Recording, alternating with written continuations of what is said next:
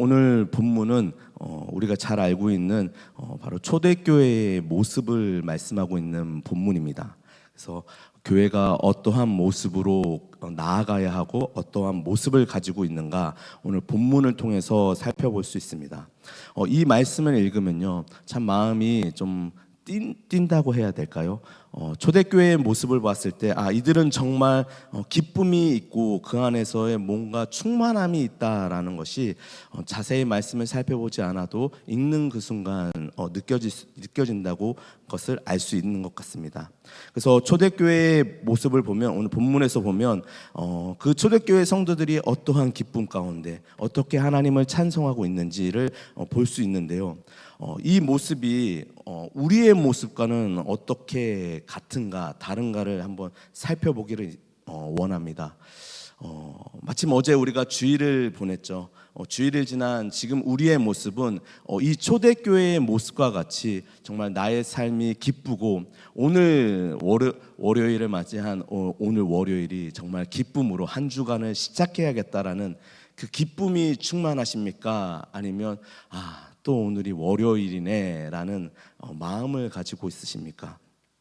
초대교회의 성도들은 날마다 같이하여 성전에 모이기를 힘쓰고 또 이렇게 얘기합니다. 42장 사도행전 2장 42절에 이렇게 말씀하고 있는데요. 그들이 사도의 가르침을 받아 서로 교제하고 떡을 떼며 오로지 기도하기를 힘쓰니라.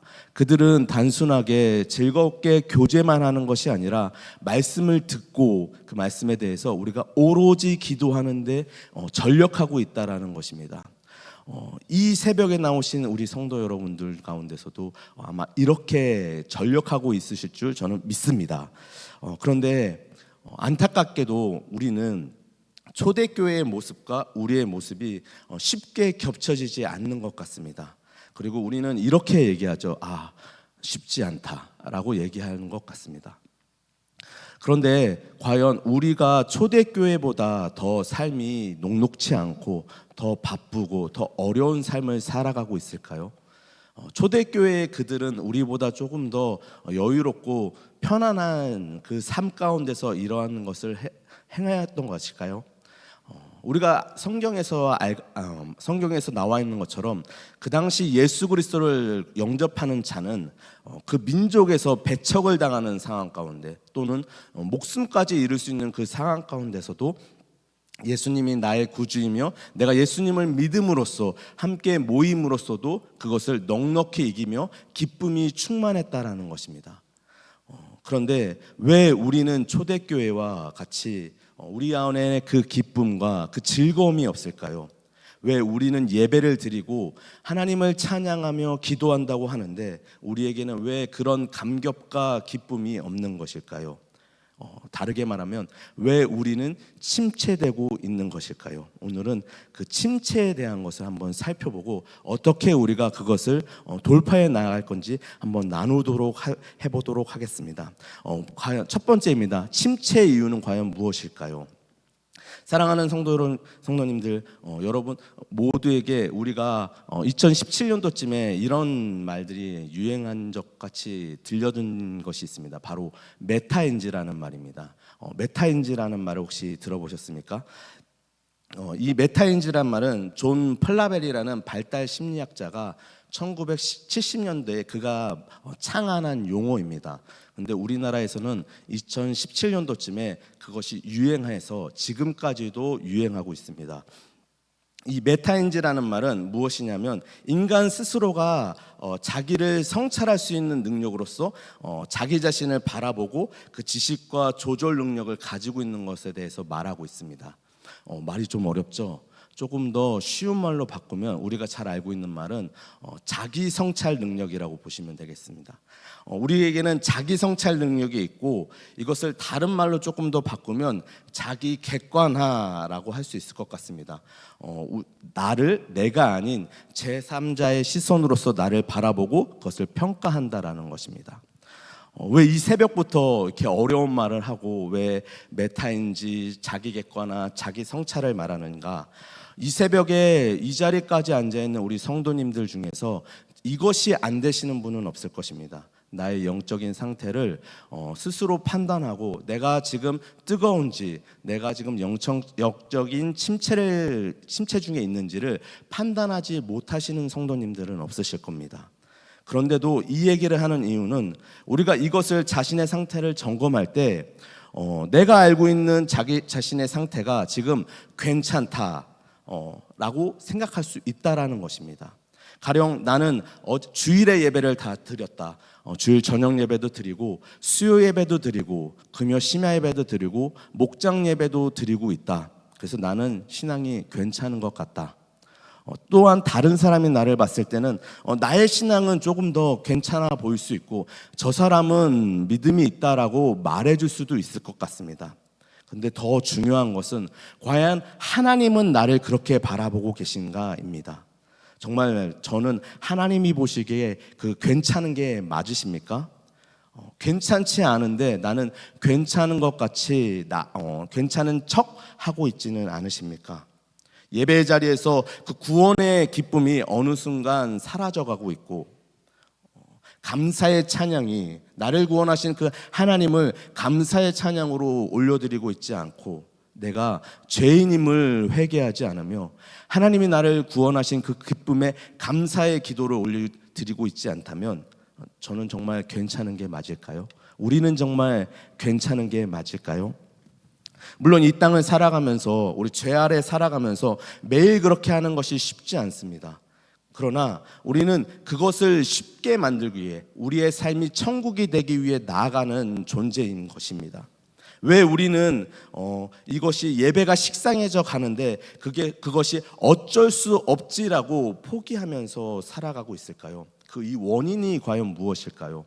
그 첫 번째입니다. 그 원인의 첫 번째는 바로 죄 때문인 것입니다. 우리의 죄의 습관 때문입니다.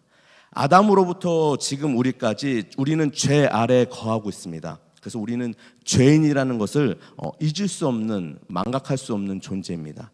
그런데도 우리가 죄인이라는 것을 잊고 살아간다는 것입니다. 그래서 예수님이 그 죄의 문제를 해결하시기 위해 이 땅 가운데 오셨습니다. 그래서 친히 그 죄의 문제를 담당하셨죠. 그래서 우리는 그 죄에서 벗어날 수 있음에도 불구하고 우리는 여전히 이렇게 머물 수밖에 없는 존재입니다. 우리 로마서 8장 12절과 갈라디아서 5장 1절 말씀을 우리 함께 선포하도록 하시겠습니다. 그러므로 형제들아 우리가 빚진 자로 돼 육신에게 져서 육신대로 살 것이 아니니라. 그리스도께서 우리를 자유롭게 하려고 자유를 주셨으니 그러므로 굳건하게 서서 다시는 종의 멍에를 매지 말라. 아멘. 로마서 8장 12절의 말씀처럼 우리가 빚진 자입니다. 우리가 예수 그리스도에게 빚을 졌죠. 그래서 육신에게 져서 육신대로 살 것이 아니라고 말씀하고 있습니다. 그 말은 무엇이냐면 우리는 육신대로 따라갈 수밖에 없는 존재라고 말씀하고 있습니다. 그래서 갈라디아서 5장 1절 말씀에 보면 예수께서 우리에게 자유를 주셨는데 우리는 그 자유를 누리지 않고 다시 종의 멍에를 매려고 하는 존재라는 것입니다. 예수님이 십자가에서 이 죄와 사망의 권세를 무너뜨리셨는데 우리는 여전히 그 죄의 지배 아래 머물고 있다는 것입니다. 예수님이 우리가 예수님을 믿음으로써 우리가 죄에서 자유를 얻었는데 우린 여전히 죄를 짓고 죄 아래 거하고 있습니다. 예수를 믿기 전에는 우리의 본성에 따라서 어쩔 수 없이 죄를 졌지만 예수님을 믿고 난 후에는 우리가 우리의 의지에 의해서 죄의 지배에 굴복한다라는 것입니다. 우리가 새벽을 깨워야 되는 것은 누구나 다 알고 있습니다. 예배의 자리에 나가야 된다는 것은 누구나 다 알고 있습니다.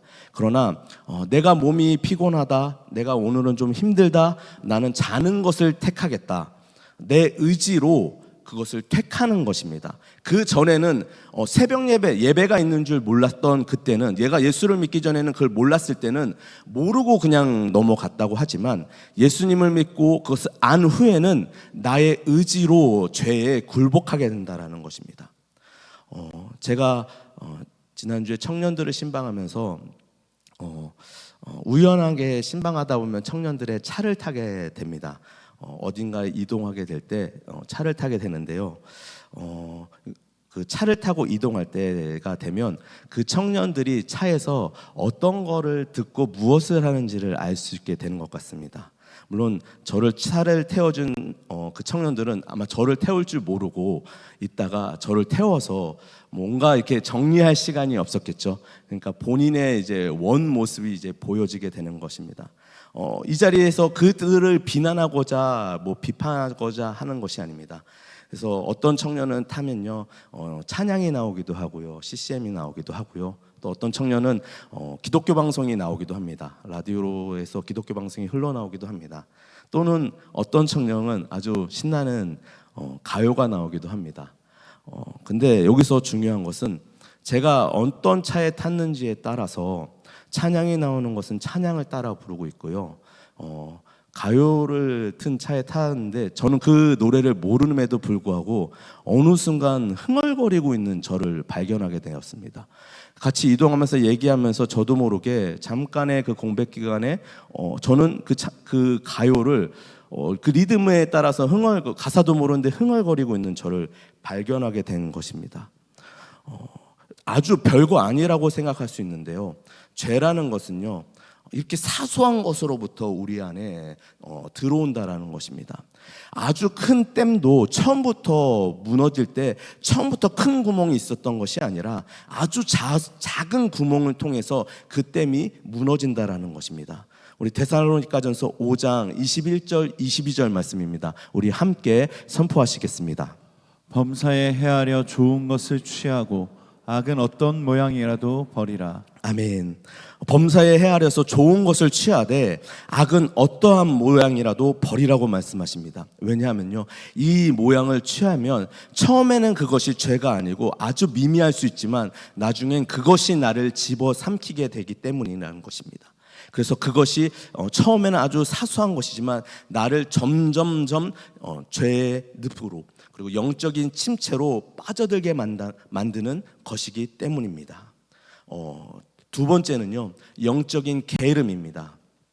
나를 영적인 침체로 빠져들게 만드는 것은 바로 영적인 게으름입니다. 우리가 은혜를 받고 하나님을 뜨겁게 예배할 때는 영적인 것에 열심을 냅니다. 그때는 새벽, 밤 상관없이 기도하러 나가고요, 예배 자리에 나가고 싶고요, 막 예배드리고 싶고요, 막 말씀을 읽고 싶고. 그런데 하나님의 정말 그 사랑이 필요할 때, 하나님을 뜨겁게 만날 때 우리는 말하지 않아도 새벽에 나와서 부르짖어 기도하면서 정말 나를 살려달라고, 내 문제를 해결하달라고 우리가 하나님께 기도합니다. 그런데 우리가 삶이 좀 편안해지면 어떻습니까? 내 삶이 여유롭고 편안해지고 살만해지면 우리는 영적인 게으름에 빠지게 되어집니다. 기도를 더 이상 그렇게 간절하게 할 이유가 없고요, 예배의 자리가 사모되지 않고요, 예배의 시작은 찬양인데 찬양 다 끝날 때쯤 와서 말씀만 듣고 가면 된다. 기도는 그냥 예배만 드리면 되지, 말씀만 들으면 되지. 주일에 예배 드렸는데 수요 예배까지 가냐? 새벽에 기도했는데 저녁에까지 가서 기도하냐? 말씀 한 장 읽으면 되지 하고 우리의 영적인 게으름이 시작된다라는 것입니다. 이 게으름이 처음에는요 아주 사소한 것에서 시작이 됩니다. 우리 청년교회에서, 우리 청년부에서 지금 예배 회복 프로젝트를 진행하고 있습니다. 그래서 예배 시간에 맞춰서 오자, 미리 오자라는 프로젝트를 하고 있습니다. 처음에는 그것이 예배의 시작이 5분 늦는 거 괜찮은 것 같습니다. 그게 5분이 10분이 되고요, 10분이 되다 보면 예배 말씀이 시작할 때 오게 되고요, 결국에는 격주로 예배를 드리게 되고 결국 그 예배의 자리가 지켜지지 않게 된다라는 것입니다. 아주 사소한 것부터, 우리 마귀는 우리에게 역사할 때 아주 엄청나게 큰 것부터 시작하는 것이 아니라 아주 사소한 것부터 우리를 그것을 통해서 우리를 무너뜨리고자 한다라는 것입니다. 그렇게 우리가 영적인 게으름에 빠지면 안타깝게도 우리가 기도하고 싶은 마음이 들지 않죠. 기도를 해도 별로 응답이 없는 것 같고, 그래서 기도를 하는 둥 마는 둥 대충 하고 시간 때우기용으로 넘어가는 경우가 생기게 되는 것입니다. 더 이상 하나님의 뜻이 무엇인지 궁금해지지 않고요, 하나님이 나의 삶 가운데 일하심이 기대되지 않습니다. 그래서 꿈도 없어지고요, 소망도 없어지게 되는 것입니다. 어떻게 이게 당연하지, 어쩔 수 없이라고 우리가 그것을 그대로 두고 살아간다는 것입니다. 그러면서 그게 나와 무슨 상관이 있느냐라고 결국 영적인 무관심까지 이어지게 된다는 것입니다. 우리 말씀 빌립보서 2장 21절 말씀과 로마서 3장 11절에서 12절 말씀을 우리 믿음으로 함께 선포하겠습니다. 그들이 다 자기의 일을 구하고 그리스도 예수의 일을 구하지 아니하되 깨닫는 자도 없고 하나님을 찾는 자도 없고 다 치우쳐 함께 무익하게 되고 선을 행하는 자는 없나니 하나도 없도다. 말씀에서처럼 우리가 그 주님과의 관계에서 영적인 무관심으로 가게 되면 예수님의 일이 궁금해지지 않습니다. 예수님의 일을 구하지 않게 되고요. 깨닫는 자도 없고 하나님을 찾는 자도 없게 되어집니다. 우리가 다 선을 행하는 것이 아니라 죄에 머무는 것이 당연하고 그것이 더 편하다라고 하면서 마치 그것이 당연한 것처럼 생각합니다. 그리고 예수님의 일을 구하지 않는 자들은 결국 무엇을 구하게 되냐? 다 자기의 일을 구하게 된다는 것입니다. 영적인 게으름은요, 영적인 무관심으로 이어지게 되고요. 영적인 무관심으로 이어진 사람은 하나님이 아닌 자신에게 집중하게 된다는 것입니다. 그래서 세 번째, 우리의 침체는 자기에게 집중할 때 그 침체가 일어나게 된다는 것입니다. 영적인 무관심, 내가 영적인 것이 관심이 없고 하나님에 대해서 관심이 없어지면 우리는 나에 대하여, 나의 삶에 대해서 관심을 갖게 됩니다. 그래서 어떻게 하면 내 육체가 조금 더 편할까? 어떻게 하면 좀 더 나은 삶을 살 수 있을까? 내가 무엇을 먹을까? 무엇을 마실까? 내가 무엇을 입을까를 염려하며 내일 일을 염려하게 된다는 것입니다. 이만하면 괜찮지, 뭐 내가 이만큼 신앙생활하면 괜찮지, 이 정도까지 했는데 뭐 괜찮지 않아? 됐지 않아? 뭐가 그렇게 극성 맞아서 그렇게까지 해야 되냐? 과연 이 말이 맞는 것일까요? 왜 저 사람은 저렇게까지 극성적으로 기도하고 부르짖을까? 하나님 살아계신데 왜 그렇게 큰 소리로 기도할까? 조그맣게 얘기해도 하나님이 다 들으실 텐데, 귀가 먹으신 것도 아니실 텐데. 우리는 영적으로 침체되면 저 다른 사람의 모습이 이상하고 지금 내가 하는 그 모습이 정상인 것처럼 생각하게 되어집니다. 그래서 나에게 집중하게 된다는 것이죠. 우리 마태복음 6장 30절에서 34절 말씀입니다. 우리 저와 저 한 절, 여러분 한 절 교독하겠습니다. 오늘 있다가 내일 아궁이에 던져지는 들풀도 하나님이 이렇게 입히시거든 하물며 너희일까 보냐 믿음이 작은 자들아. 그러므로 염려하여 이르기를 무엇을 먹을까 무엇을 마실까 무엇을 입을까 하지 말라. 이는 다 이방인들이 구하는 것이라 너희 하늘 아버지께서 이 모든 것이 너희에게 있어야 할 줄을 아시느니라. 그런즉 너희는 먼저 그의 나라와 그의 의를 구하라. 그리하면 이 모든 것을 너희에게 더하시리라. 우리 함께 선포하시겠습니다. 그러므로 내일을 위하여 염려하지 말라. 내일은 내일이 염려할 것이요 한날의 괴로움은 그날의 족하니라. 아멘. 개인적으로 저는 이 마태복음 6장 30절에서 34절 말씀을 너무도 좋아합니다. 제가 어려웠을 때 정말 오늘 일을 염려하고 걱정하는 것이 아니라 그것은 내일에게 맡기고 한날의 괴로움은 그날로 족하고, 이 앞절의 말씀의 중에 내가 염려함으로 그 키를 한 자를 더할 수 있냐라는 그 말씀이 저는 개인적으로 가장 좋아하는 말씀입니다. 우리가 그 염려를 우리가 들고 넘어가면 우리가 예수님과 영적인 관계가 멀어지고 우리가 친밀함이 떨어지고 무관심해질 때는 결국 자신을 돌아볼 수밖에 없게 되어집니다. 그리고 그 염려와 걱정을 자신이 떠안고 그 무거운 짐을 지고 걸어간다라는 것입니다. 그래서 우리가 그렇게 영적인 무관심과 영적인 게으름으로 인해서 자신을 바라볼 때 우리는 하나님이 느껴지지 않죠.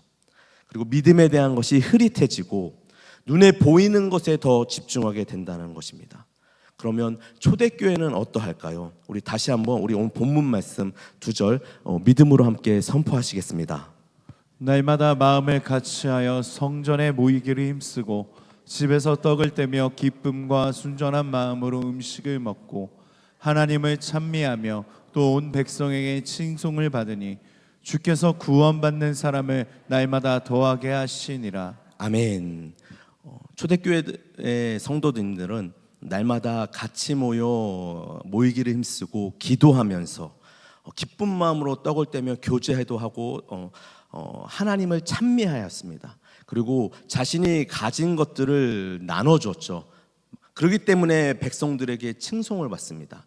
자신에게 집중하는 것이 아니라 다른 영혼, 구원받지 못한 그 영혼들에게 집중한다라는 것입니다. 그래서 그 기쁜 마음 가운데 기쁨 안에 거할 수 있다라는 것이죠. 말씀을 좀 정리해 보겠습니다. 우리의 영적인 침체는 나를 언제나 깊은 수렁으로 끌어내리고 있습니다. 우리가 가랑비에 옷 젖듯 어느 순간 나도 영적인 침체가 된지도 모르는 상태 가운데 내가 영적인 침체 가운데 머물러 있을 수 있다라는 것입니다. 그래서 예전에 말씀에 말씀 한번 나눴는데요. 우리의 기준이 내가 나를 판단하는 것이 아니라 하나님의 말씀이 나는 하나님의 말씀의 기준을 삼았을 때 나는 어떠한가를 보면 자기 객관하든지 메타인지 아니면 자기 성찰로 판단하는 것에는 내 객관적인 것이 아니라 내 주관적인 것이 들어가기 때문에 괜찮다고 할 수 있지만 하나님의 말씀 가운데서 나를 조명하여 보면 내가 괜찮은지 지금 영적인 침체에 빠져 있는 것은 아닌지 분별할 수 있다는 것입니다. 그러면 어떻게 해야 우리가 영적인 침체를 벗어날 수 있을까요? 그러면 예수님은 과연 어떻게 하셨는지를 우리가 살펴보길 원합니다. 우리 누가복음 22장 39절 40절 말씀입니다. 우리 믿음으로 함께 선포하시겠습니다. 예수께서 나가사 습관을 따라 감람산에 가심에 제자들도 따라갔더니 그곳에 이르러 그들에게 이르시되 유혹에 빠지지 않게 기도하라 하시고. 아멘. 예수님은 습관에 따라 기도의 자리에 나아가셨습니다.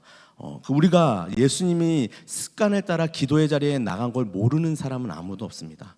그리고 예수님이 제자들에게 이렇게 말씀하시죠. 유혹에 빠지지 않도록 기도하라. 즉 그 말은 무엇이냐면 기도하지 않으면 우리는 유혹에 빠질 수밖에 없는 존재라는 것입니다. 악한 원수 마귀는 자지도 않고 우리를 우는 사자와 같이 삼키고자 하는데 우리는 기도하지 않아도 괜찮겠지, 말씀을 우리에게 가까이 읽지 않아도 괜찮겠지라고 영적인 게으름에 빠진다는 것입니다. 그리고 그것을 택하는 것은 결국 죄의 습관에 따라서 자기의 의지로 굴복하게 되는 존재라는 것입니다. 근데 예수님께서, 하나님이신 예수님께서 그렇게 하지 않으셔도 되는데 이렇게 하신 이유는 우리에게 본을 보이기 위한 것이죠. 우리의 연약함을 동정하지 못하시지 않는 분이 아니라고 말씀하고 계시죠. 우리가 연약한 존재이기 때문에 예수님이 이렇게 해라라고 우리에게 말씀하시기 위해 이 모습을 우리에게 보여주시고 있는 것입니다. 그래서 우리에게 기도해라, 말씀을 가까이 해라 라고 말씀하고 계시죠. 그래서 그것을 제자들은 어떻게 했을까요? 사도들은 이 이후에는 우리가 다 아시다시피 잡니다. 그러나 성령님이 임하시고 난 후에 제자들은 어떠할까요? 사도행전 3장에서는 베드로와 요한은 제9시에 기도하러 성전에 올라갑니다. 또한 고넬료가 방문할 때 베드로는 지붕에 올라가서 기도하고 있습니다. 또한 바울도 전도 여행을 갔을 때 기도할 곳을 처소를 찾는 모습을 볼 수 있습니다. 그렇게 우리가 영적인 침체에 머물고자 내 의지대로 머무르는 것이 아닙니다. 우리는 연약한 존재라서 우리는 그렇게 할 수 없다라는 존재라고 주님께 간구할 수 있습니다. 그러나 우리에게 의지를 주셨다는 것입니다. 아침에 일어날 수 있게 해주세요. 하나님, 주님이 깨워주셔야 물론 이 예배 자리에 오는 게 맞습니다. 그러나 그 이불을 박차고 침대를 박차고 일어나는 것은 결국 내가 그 의지를 가지고 내가 어떠한 의지를 선택하느냐에 따라서 그것을 이겨낼 수 있다는 것입니다. 왜냐하면요, 예수님이 십자가에서 이미 우리의 죄의 문제를 해결하셨기 때문입니다. 우리는 더 이상 죄의 지배를 받지 않고 하나님의 자녀로서 그 자녀의 권세로서 죄를 이길 수 있는 권세를 우리에게 주셨기 때문에 우리가 예수 그리스도의 이름으로 그 악한 원수 마귀를 대적하고 우리가 그 믿음대로 그 의지대로 나아갈 수 있는 그 힘과 권세를 이미 우리에게 주셨다는 것입니다. 그런 악한 원수 마귀는요, 우리에게 그 능력이 없다라고, 우리가 연약한 존재라고 우리를 규정하려고 합니다. 그러나 그 생각을 던질 때 그 생각 또한 예수님의 이름으로 쳐내시면서 믿음의 영적인 침체에 머무는 것이 아니라 주님 앞에 달려가는 저와 우리 성도님이 되시기를 축복합니다. 그래서 바울은 이렇게 고백합니다. 고린도전서 9장 27절 말씀입니다. 우리 믿음으로 함께 선포하시겠습니다.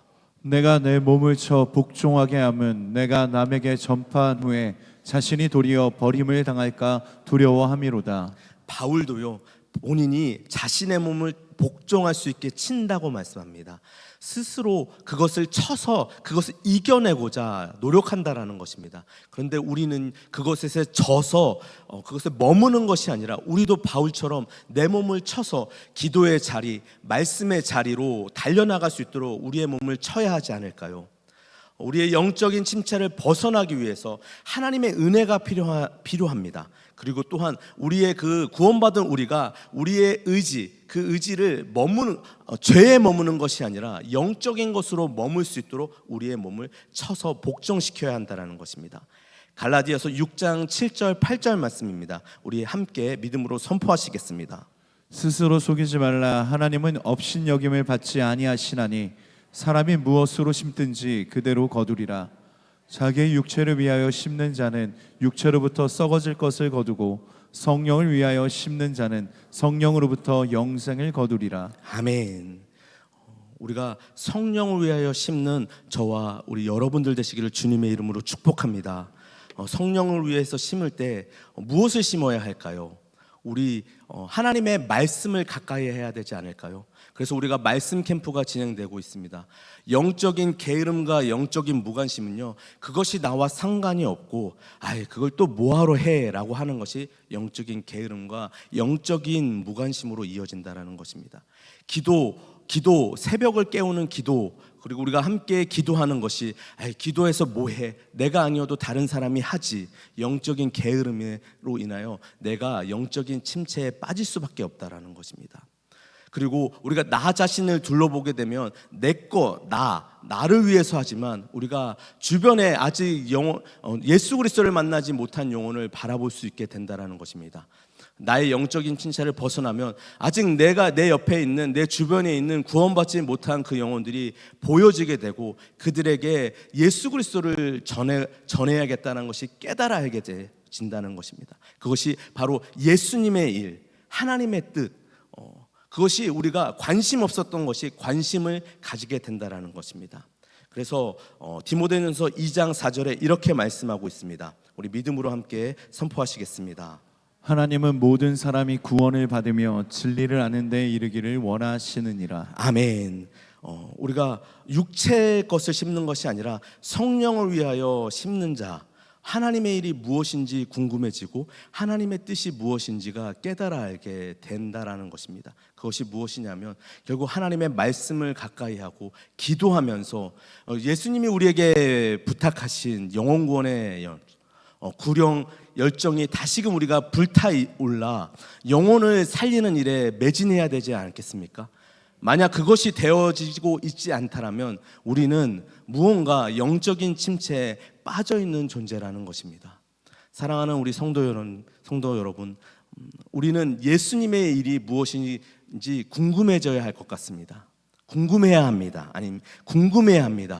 하나님의 일이 무엇인지 궁금하고 하나님이 우리 교회를 통해서 하실 일이 기대되어야 한다라는 것입니다. 그것이 기대되어지지 않고 그것이 누군가의 꿈과 소망으로 머물러 있다면 나는 영적인 침체에 빠져 있다라는 것입니다. 그래서 오늘 이 새벽에도 그냥 기도하고 그냥 대충 기도하고 가는 것이 아니라 우리가 하나님이 기대되어야 기도하고 간구할 수 있는 것입니다.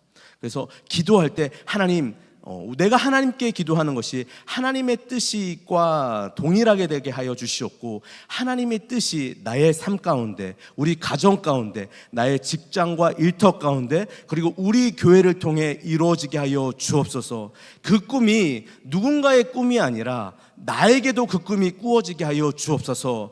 갈렙도 85세에 저 산지를 차지할 수 있는 힘을 허락하여 주셨는데, 하나님 나도 그러한 열정을 다시금 회복시켜 주옵소서. 우리가 이렇게 간구할 때 하나님이 그 간구를 들어주실 줄 믿습니다.